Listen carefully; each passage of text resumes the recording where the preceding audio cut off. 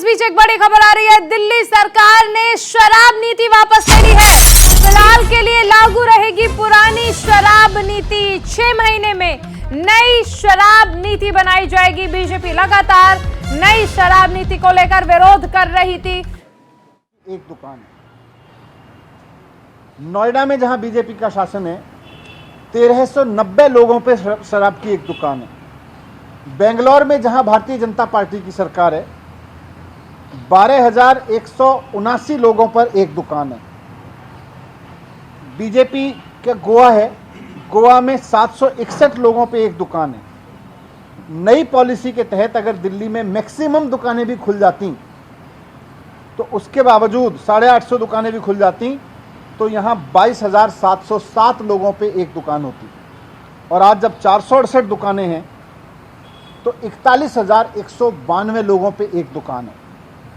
इसी से अंदाज़ा लगाया जा सकता है कि ये ईडी की धमकी देके, सीबीआई की धमकी देके चाहते हैं कि लीगल शराब का धंधा यहाँ भी बंद हो और इलीगल धंधे को बढ़ावा मिले, नॉन ड्यूटी पेड धंधे को बढ़ावा मिले, स्पिरिट्स लिकर को बढ़ावा मिले। ये इनका पुराना धंधा था, ये वापस उस धंधे को लाना चाहते हैं। अगर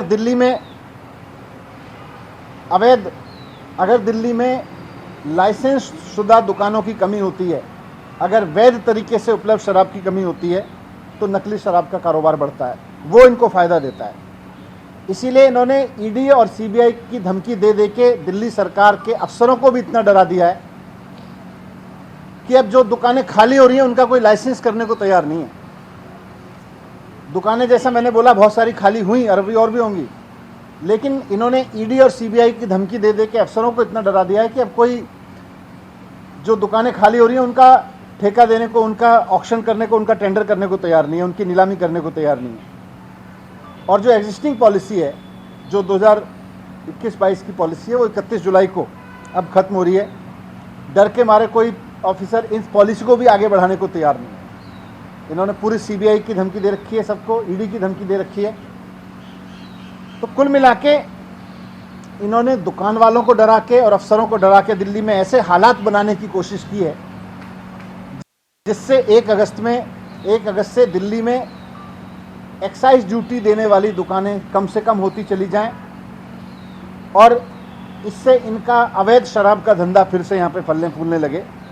क्योंकि 1 अगस्त के बाद अगर सरकार निर्णय नहीं लेगी तो कोई पॉलिसी यहाँ पे कोई पॉलिसी नहीं होगी, ये लोग चाहते थे। और अगर दिल्ली में वैध शराब की जानबूझ के कमी कर दी गई, तो इसके बाद ये लोग गुजरात की तरीके से यहाँ भी धड़ल्ले से नकली शराब बेचना चाहते हैं। दिल्ली में भी फिर हमें बहुत दुख है, लेकिन दिल्ली में भी अगर ऐसा होता है तो नकली शराब बिकती है तो कोई बड़ी चीज़ नहीं है। जैसे जहाँ जहाँ नकली शराब बिकती है, वहाँ फिर जहरीली शराब पी के लोगों की मौत होती है, हुश ट्रेजेडी होती है। दिल्ली में भी होने लगेगी, लेकिन हम ये नहीं चाहते और ना हम ऐसा होने देंगे। इसलिए हमने तय किया कि फ़िलहाल जो नई पॉलिसी है उसको बंद करके सरकारी दुकानें खोलने के आदेश हमने दिए हैं। क्योंकि इन्होंने दुकानदारों को डरा रखा है, इन्होंने अफसरों को डरा रखा है।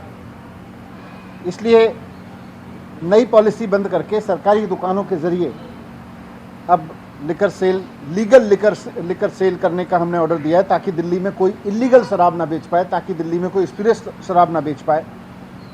और चीफ सेक्रेटरी को मैंने ऑर्डर किए हैं कि किसी भी कीमत पर वो सुनिश्चित करें कि सरकारी दुकानों के ज़रिए करप्ट